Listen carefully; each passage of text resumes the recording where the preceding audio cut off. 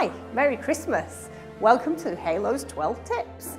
I'm going to talk to you today about how to do the worst presentation you have ever done. So first of all, you've got to walk into the room and know absolutely nothing about the people that you're going to be speaking to.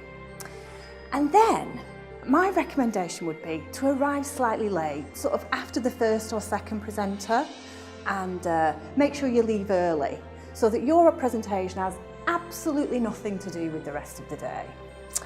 And when you're preparing your presentation, you've got to make sure that you need slides that people really can't read. So 12-point font is a good idea, and make sure you've got at least 50 words on your slides.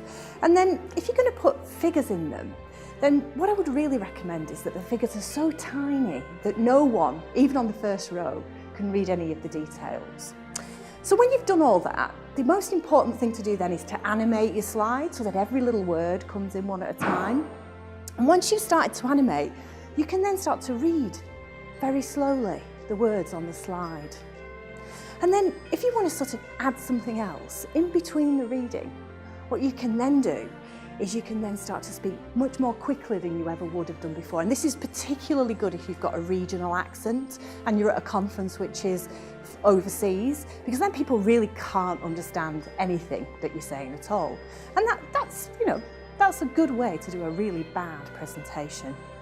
And finally, one of the things I would recommend is, for goodness sake, don't leave the audience any space for either thinking or asking questions, because then actually they may just learn something. And of course, what you wouldn't want with a horrible presentation is for people to feel like they've learned something. So take these top tips, switch them on their heads, and you may just have something that you might not have had before.